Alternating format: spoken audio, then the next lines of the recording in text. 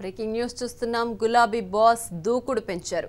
16 MP సెగ్మెంట్లలో విజయమే లక్ష్యంగా కేసీఆర్ ముందుకు వెళ్తున్నారు. గెలుపు గుర్రాలను బరిలోకి దించేందుకు రెడీ అవుతుంది.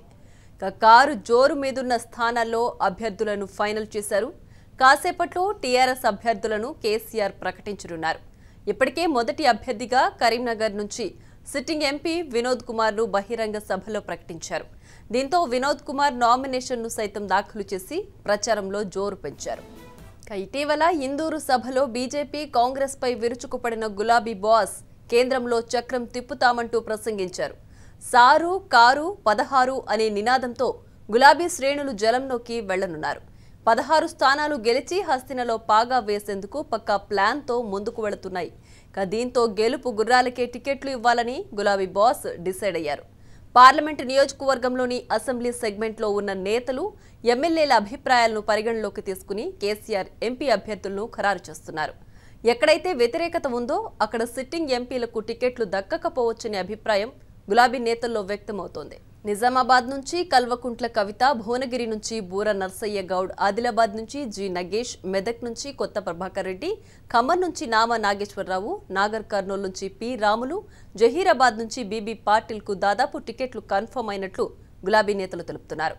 ఇక పెద్దపల్లి నుంచి బోర్లకుంట వెంకటేష్ నేతకాని, వరంగల్ నుంచి పసునూరి దయాకర్, నల్గొండ నుంచి గుత్తా సుఖేందర్ రెడ్డి, చేవెళ్ల నుంచి కార్తిక్ రెడ్డి, సికింద్రాబాద్ నుంచి తలసాని సాయి కిరణ్ను బరిలోకి దించనున్నట్లు తెలుస్తుంది.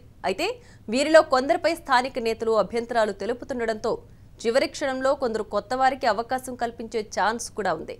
ఇక మహబూబాబాద్ నుంచి మాలోతు కవిత, మహబూబ్ నగర్ నుంచి మన్నె శ్రీనివాసరెడ్డి, మల్కాజ్గిరి నుంచి నవీన్ రావు పోటీ పడుతున్నారు. ఈ స్థానాల్లో అభ్యర్థుల ఎంపికపై సందిగ్ధత నెలకొంది. పెద్దపల్లి పార్లమెంటు స్థానం నుంచి బోర్లకుంట వెంకటేష్ నేతకానికి టికెట్ కన్ఫర్మ్ అయినట్లు తెలుస్తోంది. ఇక్కడి నుంచి టికెట్ ఆశించిన జి వివేక్ కాకుండా కాంగ్రెస్ నుంచి పార్టీలో చేరిన వెంకటేష్ నేతకానికి ఖరారు చేసినట్లు టీఆర్ఎస్ వర్గాలు తెలుపుతున్నాయి. గత అసెంబ్లీ ఎన్నికల్లో చెన్నూరు నుంచి కాంగ్రెస్ అభ్యర్థిగా పోటీ చేసి ఓటమి చెందారు. కొద్దిసేపటి క్రితమే పార్టీలో చేరిన వెంకటేష్ నేతకానికి పెద్దపల్లి టికెట్ ఇవ్వనున్నట్లు తెలుస్తోంది. ఇదే అంశానికి సంబంధించి మరింత సమాచారం మా రిపోర్టర్ వెంకట్రాజు ఫోన్ లైన్ అందిస్తారు. వెంకట్, ప్రియా, మరికొద్ది సేపట్లో టీఆర్ఎస్ సంబంధించిన అభ్యర్థుల జాబితా అధికారికంగా ప్రకటించే అవకాశం ఉంది. ఇప్పటికే అనేక ఊహాగానాలు కొనసాగుతున్నాయి. మహబూబాద్ నుంచి మాలోక్ కవితకు దాదాపు టికెట్ ఖరారైందని, అదేవిధంగా పెద్దపల్లి పార్లమెంట్ సెగ్మెంట్ నుంచి వివేక్ కాకుండా వెంకట్ నేత ఆయన తెలుగుదేశం టీఆర్ఎస్ పార్టీలో చేరారు. గతంలో ఆయన బెల్లంపల్లి నుంచి కాంగ్రెస్ అభ్యర్థిగా పోటీ చేశారు. ఇప్పుడు ఆ నియోజకవర్గం నుంచి ఎవరికి టికెట్ ఇస్తారు కేసీఆర్? వివేక్ టికెట్ ఇస్తారా, లేకపోతే రీసెంట్ గా జరిగిన కొద్ది గంటల క్రితం జరిగిన వెంకట్ నేత టికెట్ ఇస్తారనే ఉత్కంఠ నెలకొంది.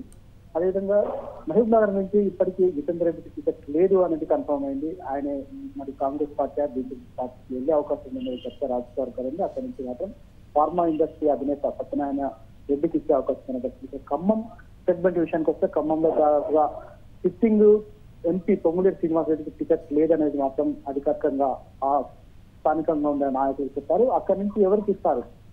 అక్కడ నామా నాగేశ్వరకి ఇస్తారా, లేకపోతే నామా నాగేశ్వరరావు సూచించిన మరో నేతకు టికెట్ ఇస్తారనేది కొంత ఉత్కంఠ కొనసాగుతున్నా. మరికొద్ది గంటలో అధికారికంగా ఈ జాబితా ప్రకటించే అవకాశం ఉంది. మొత్తానికి అందరికి కూడా ఈ రోజు బీ ఫార్మ్స్ ను కేటీఆర్ వర్కింగ్ ప్రెసిడెంట్ గా ఉన్న కేటీఆర్ అందజేస్తారు.